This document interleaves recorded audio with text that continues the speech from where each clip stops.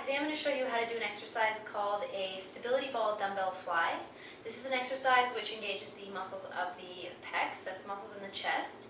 And this is a great way to do the exercise at home. You'll need two pieces of equipment. The first is the stability ball itself. These come in a couple of different sizes. The bigger you are, the bigger the ball should be. This is a small size ball at about 55 centimeters, and they also come in a 65 centimeter diameter. The second piece of equipment is your dumbbells. Now for this exercise you don't have to have very heavy dumbbells. It's pretty challenging just for you to get used to the motion of the movement, and plus being on the stability ball is really going to engage a lot of the core muscles. So we're going to get into it. First thing is getting into position. You want to set up the dumbbells so they'll be easy to grab, so you're going to keep them in your hand. And I'm going to show you this from the side, and then I'll show you from the front what it's going to look like. So we're going to start over here in a seated position, and your dumbbells are going to be up in front of you, and we're just going to start to slowly walk forward. Keep both of your legs on both of your feet on the ground, and as you crawl forward, just kind of tuck your hips in and allow yourself to roll down on the ball. And you want to keep going down until the ball is about under your shoulder blades. Now, when we're in this position, you really want to try and roll back with the shoulders and kind of let your spine curve over the ball as much as possible, that you're touching the ball in as many places as possible, but really you want it to be across your shoulders and the shoulder blades. And from this position, we're going to start. To start the dumbbell fly, you can either start up top or down below. You want to have the dumbbells facing each other so that your palms are facing together. You're going to look up. You're going to keep your head up off of the ball. Don't relax your neck all the way back.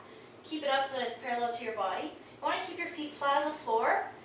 Remember to keep the abs engaged. If you don't, you'll find that your butt kind of sinks down. You want to try and keep the hips up slightly, comfortable. And here we're going to lower the barbells down to the side. And as you lower the barbells, you want to take a deep breath in. And you're going to go as far down as about parallel to your shoulder height. And then we're going to squeeze them back together as you exhale. Now the time this should take is about 3 seconds down. 1, 2, 3, and 1, 2, 3. You don't need to pause at the top, you don't need to pause at the bottom.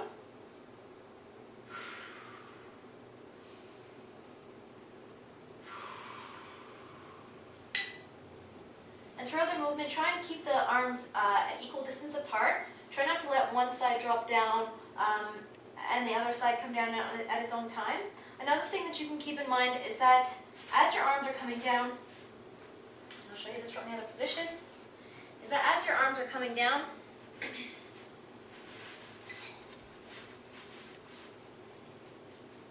you want to make sure that the elbows, as you can see from this angle, my elbows are slightly bent.